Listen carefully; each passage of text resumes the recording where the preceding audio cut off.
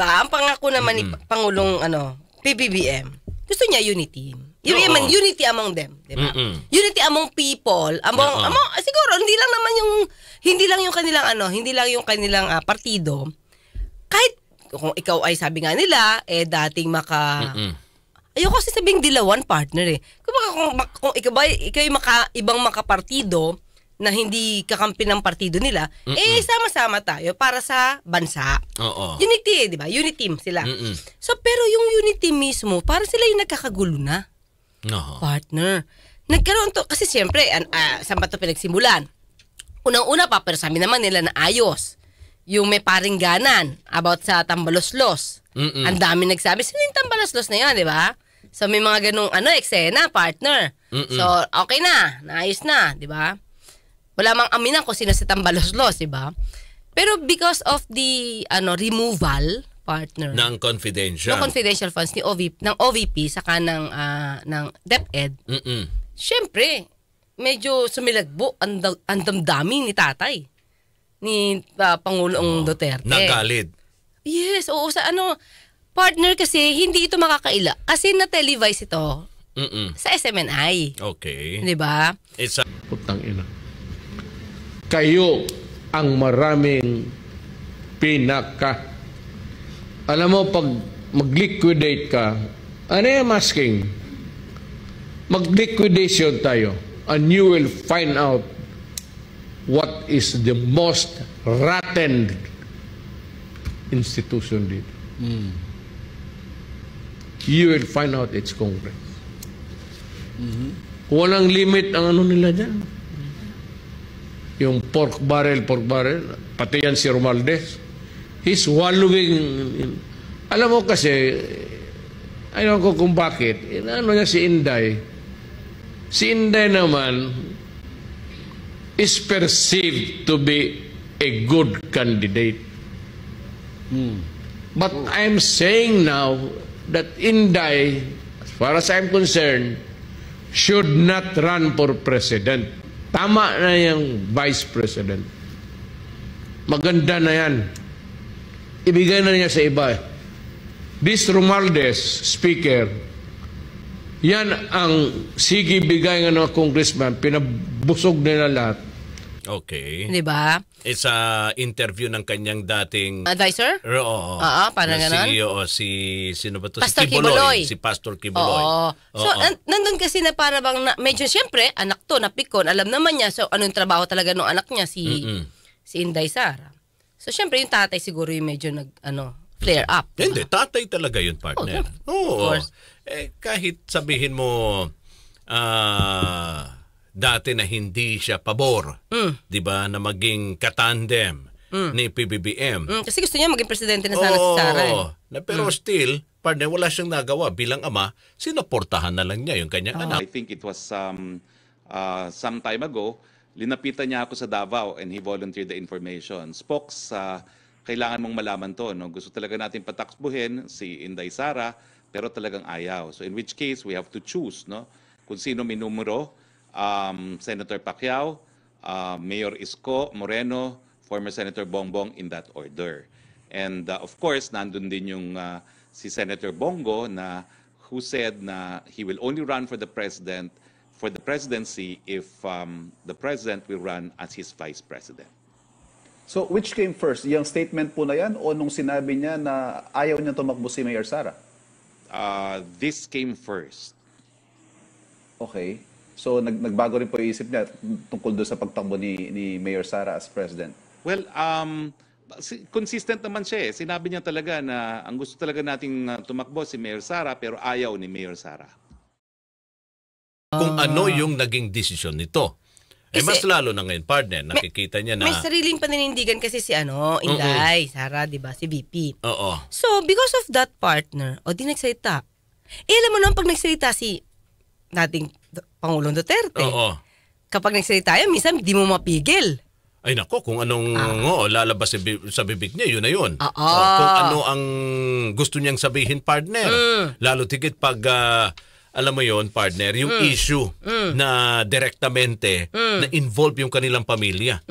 Makikita mo na lalabas at lalabas yung kanyang na to rito. Paminsan pagkapikon. No? Yes. Oh. So, maliban dun sa binanggit niya na ito yung plano ni VP Sara tungkol sa pagbuo, parang pagpapa-implement o pagkakaroon ng ROTC, PMT. So I'm sorry, I have to divulge this because ako naman na yung binigay mo naman sa akin. I'll just make it public. Gamitin niya ang pera. It's only 125 million. Gamitin niya sa mga PMT.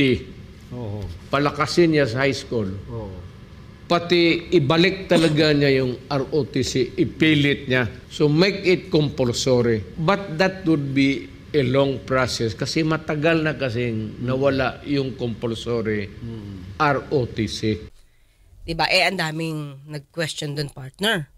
Kasi parang hindi yun ang sinabi ni VP Sara habang siya ay nasa Senate hearing sa budget. So, taliwas yun. Parang hindi match. Una pong tanong dito, Madam Vice President, which mandates of the Office of the Vice President will be supported by the aforementioned allocation of the confidential funds? For my term, we decided on 3 permanent projects: the charter, the museum, and the permanent office and residence of the Office of the Vice President. And then we took on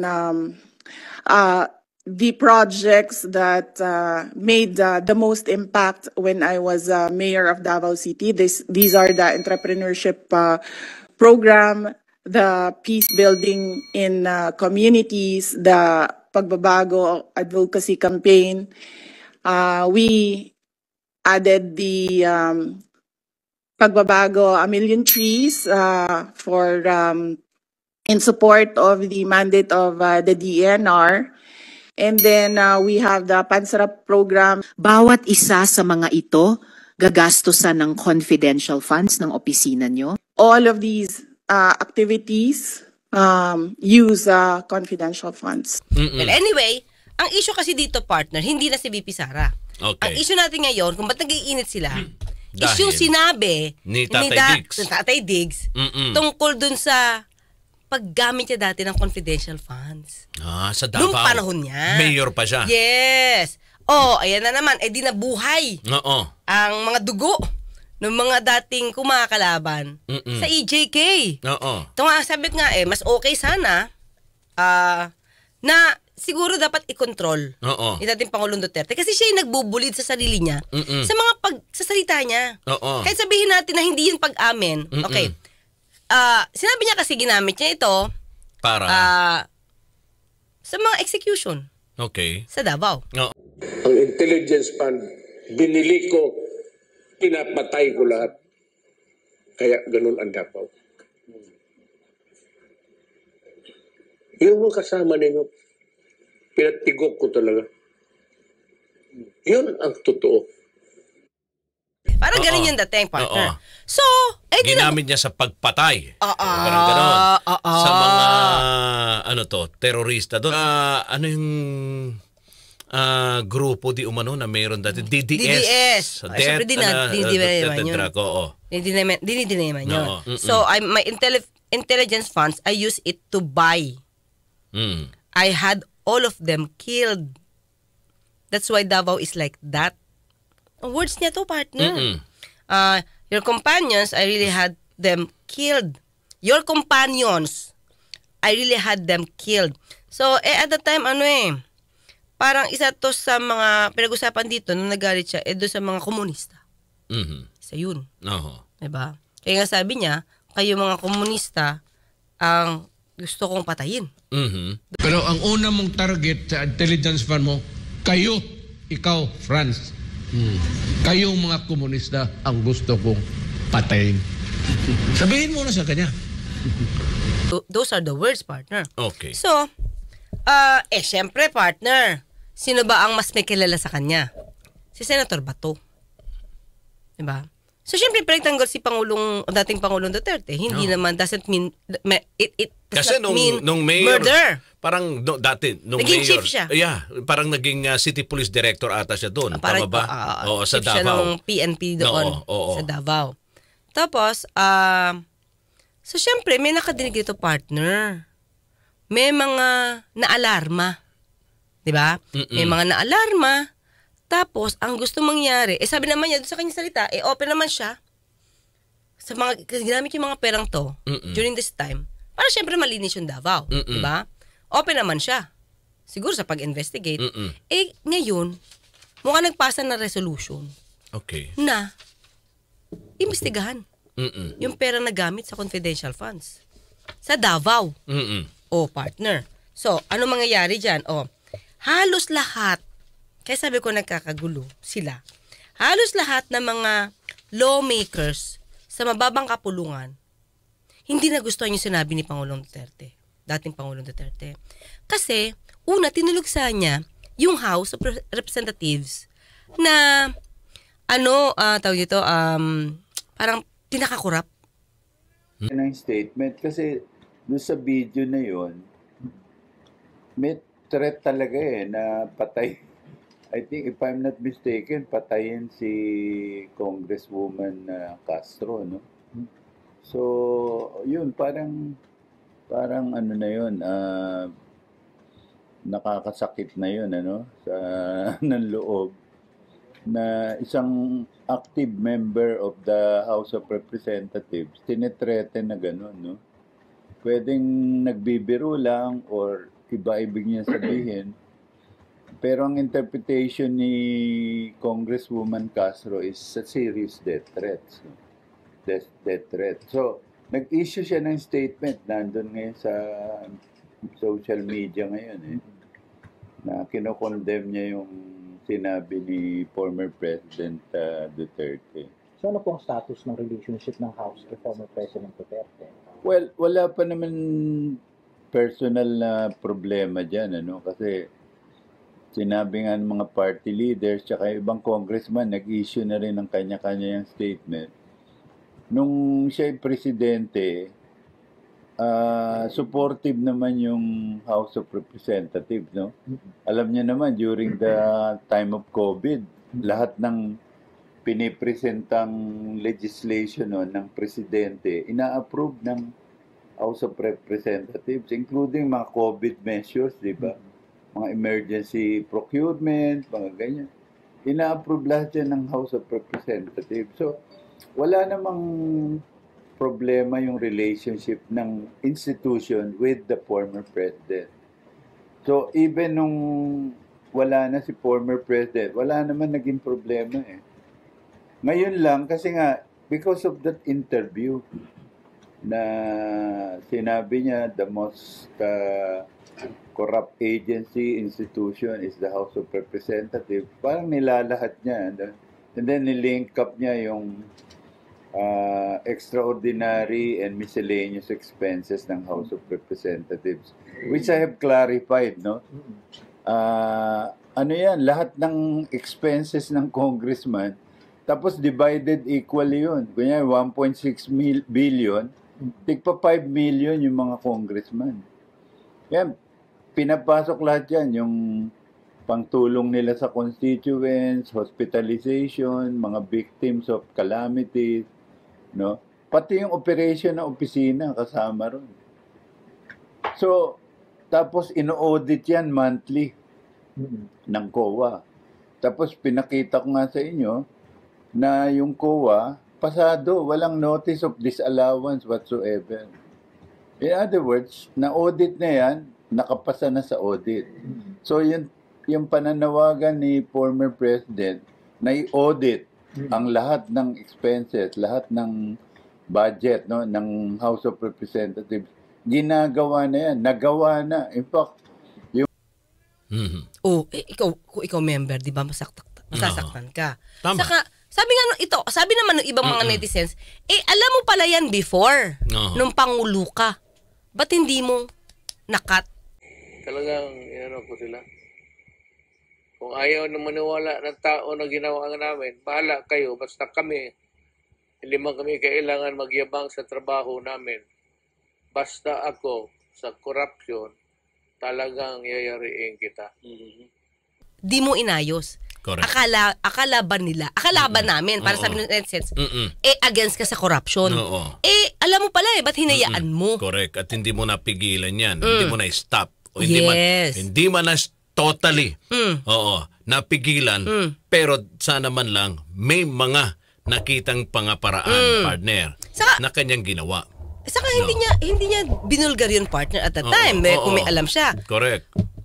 Ang sabi ng mga ibang netizens, nagsalita lang siya because naapektuhan yung anak niya, si VP Sara, tungkol sa confidential funds, partner. Kung naaprubahan siguro yon, ay wala. Tahimik, No. di ba? Yun yung siguro pinagsisintier ng ibang mga netizens. Bakit ngayon lang? Di ba? Alam mo na palang matagal yun. Pero partner, ito I have to tell you frankly, siguro ikaw din naman, yung war on drugs ni Pangulong Duterte dati, partner, gusto ko naman yun Wala lang abusuhan. Ako din, partner Diba? Sabi ko nga sa'yo, partner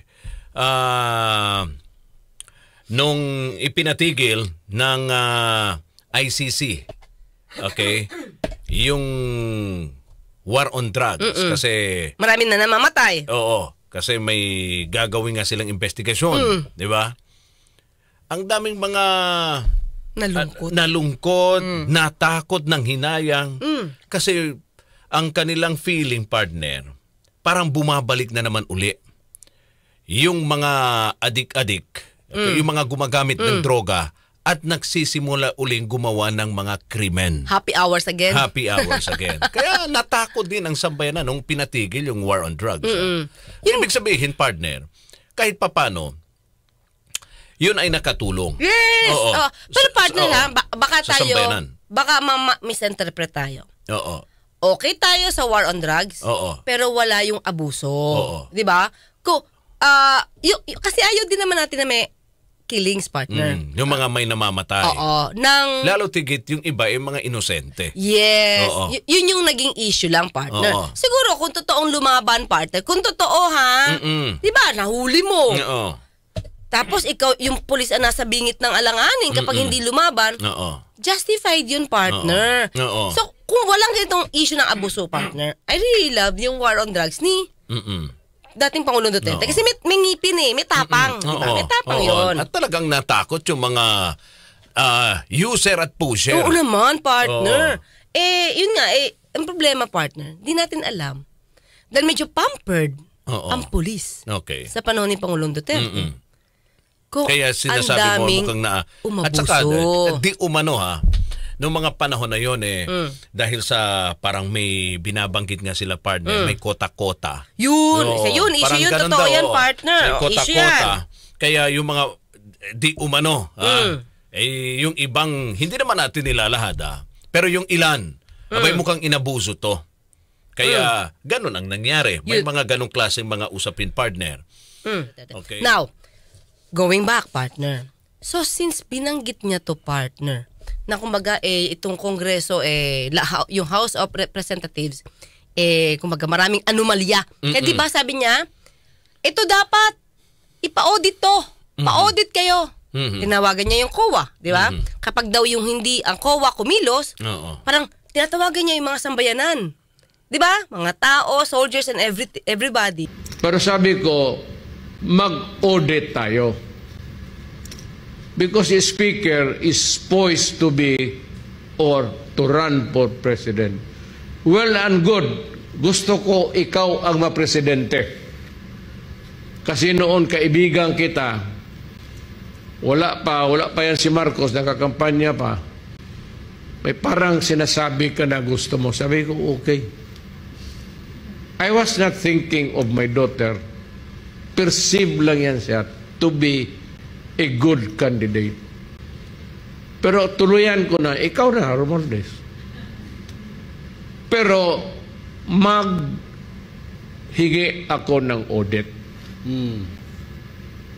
Ngayon, kung hindi ibigay sa atin yan, I will ask everybody, from the farmer to the businessman, to the church people, to every Filipino, to every soldier and policeman, that we all demand that we open the liquidation. Lahat para malaman rin namin kung paano ninyo winaldas ang pera namin. Na parang kumilos. You're calling for some help from the people. Ano to, people power ba?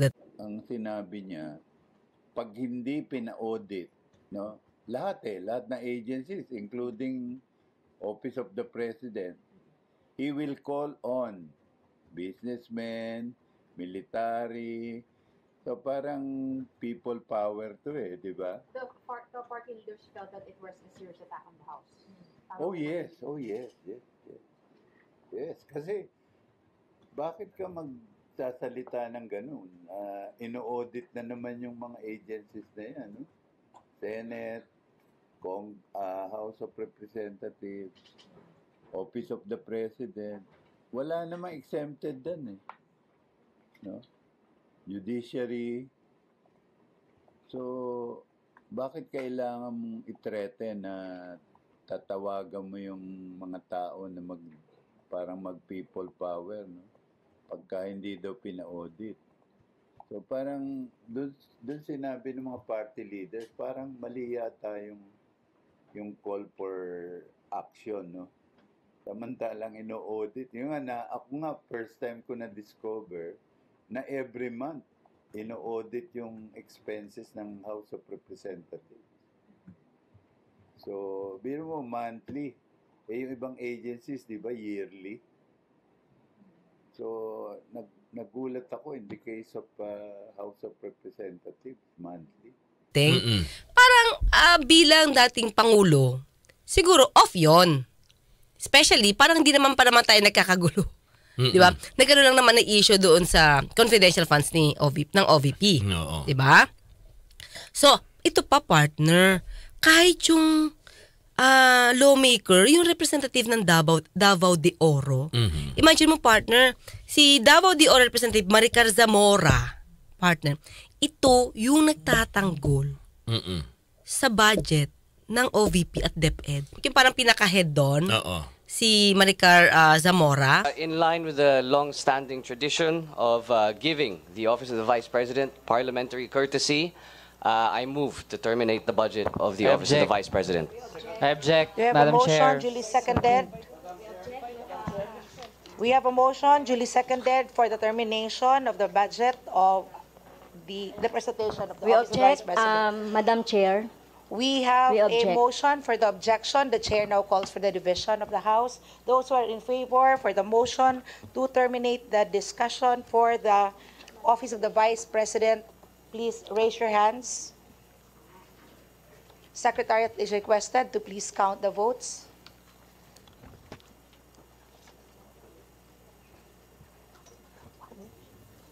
We have 21 members of the Committee on Appropriations manifesting for the approval of the motion. The chair declares for the motion to terminate the presentation of the budget approved. Madam Chair, may we have a manifestation? Let us May I proceed. have a manifestation, This chair, Madam Chair? would like to turn over to Senior Vice Chair Estela Quinto. Madam Chair, may I manifest, Madam Chair?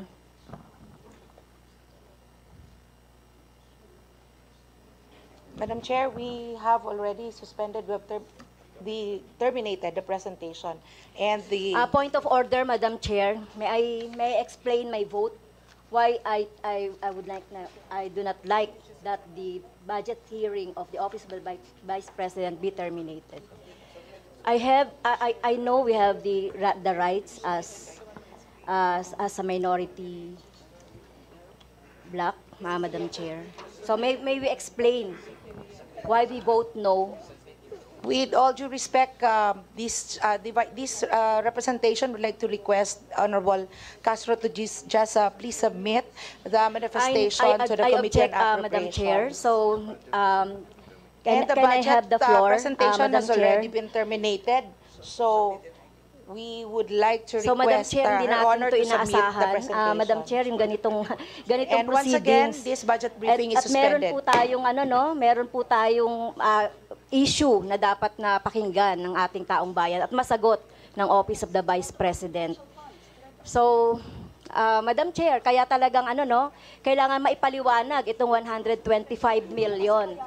At sinabi naman sa statement ni Vice President Duterte na mag-explain. So, Madam Chair, I have the right to explain why I voted no. Kailangan malaman itong 125 million na not confidential fund pero ginastos ng Office of the Vice President at kung saan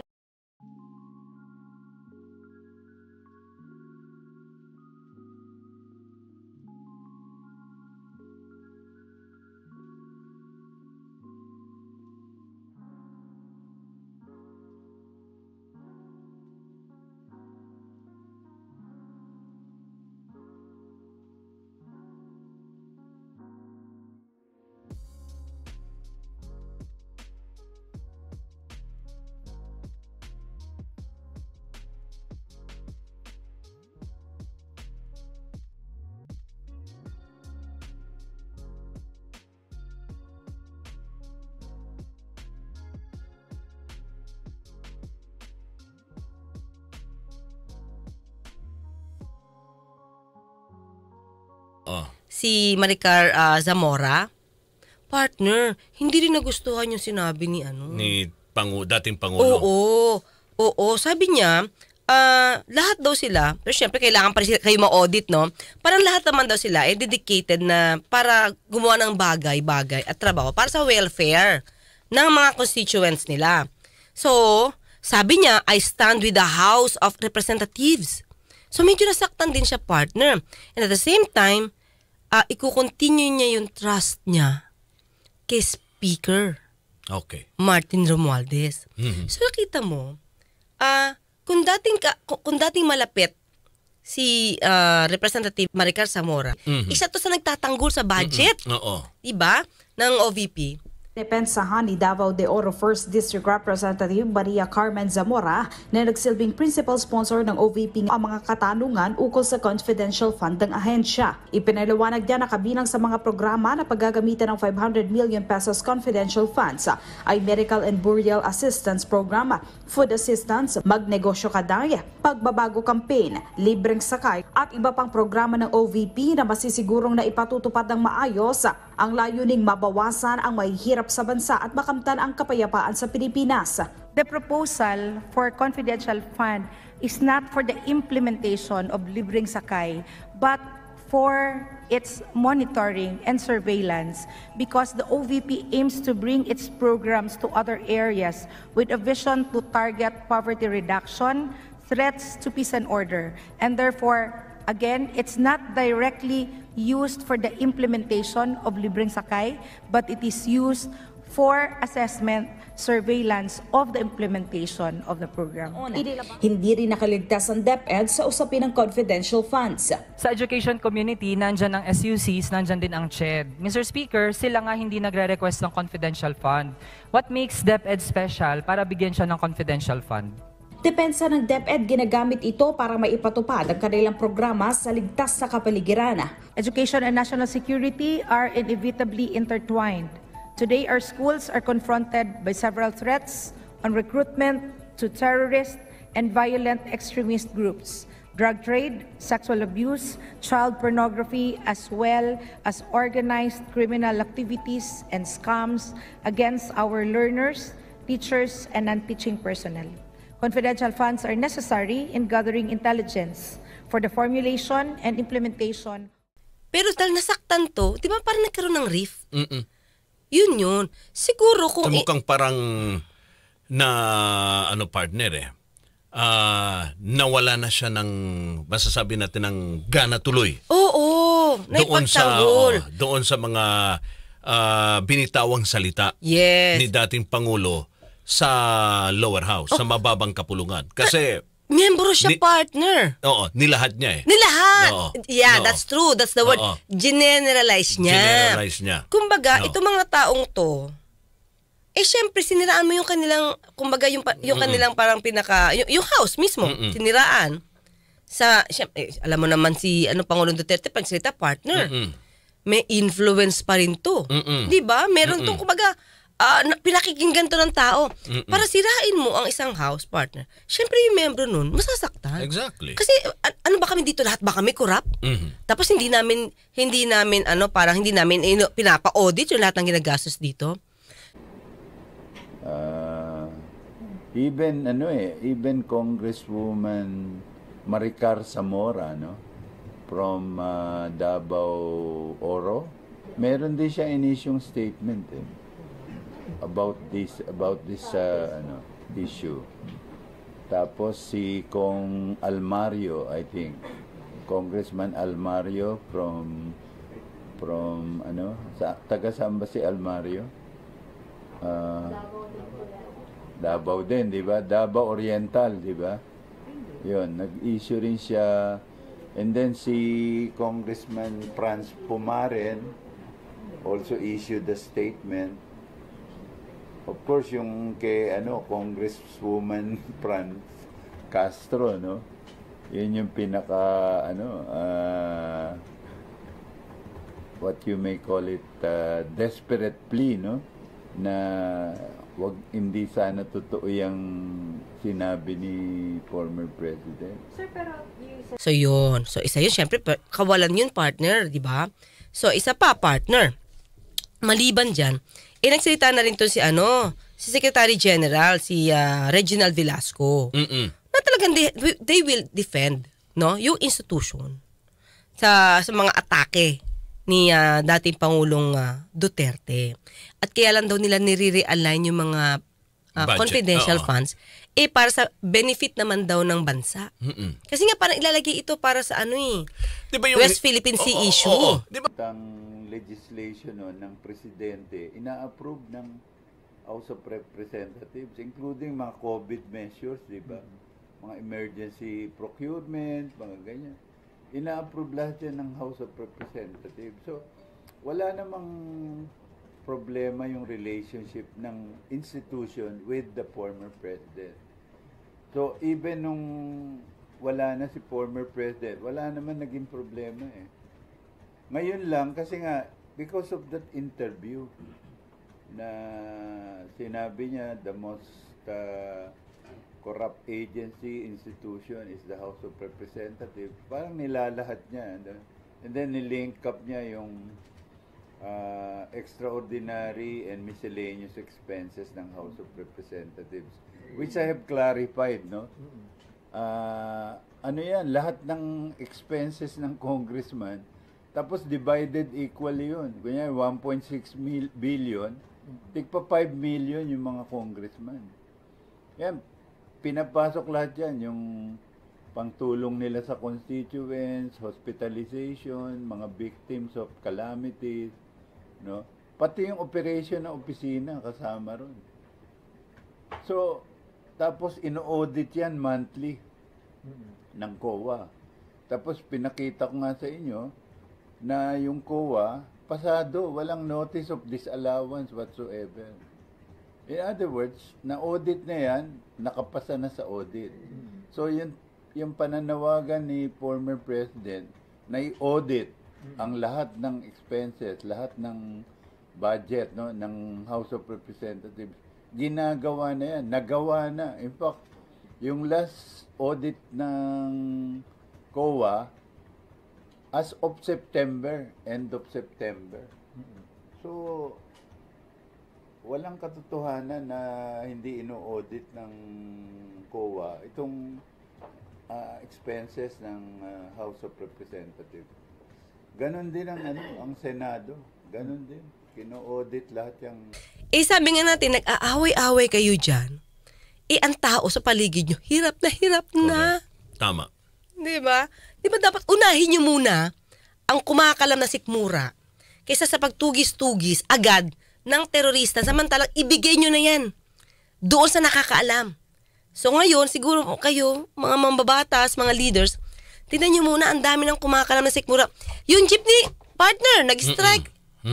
O tigil pasada. Umantong na sa kasuhan ngayon. Meron ba kayong say dito? Ang dami na rin kumakalam na sikmura ng mga jeepney drivers, taxi drivers, partner, hindi daw nakarating sa kanila yung ayuda. Siguro ito muna ang mga basic needs ng tao ang ayusin nyo. 'Di ba? Wala tayo problem partner sa pagtuligsa ng terorista. Hindi tayo pabor. 'Di ba? Hindi tayo sang-ayon na may terorista sa bansa natin. Pero siguro unahin nyo muna yung basic needs ng tao. Food partner, shelter, 'di ba? Education. Oo. Yan muna. So hanggang bukas magkita at magkarinigan tayo. Ako pa sa Tony Claire Castro, nagpapalalang, huwag tulugan ang inyong karapatan. Pang inyong lingkod, Radyo Man Rod Marcelino, dito pa rin sa ating palatuntunan ang Usapang Batas.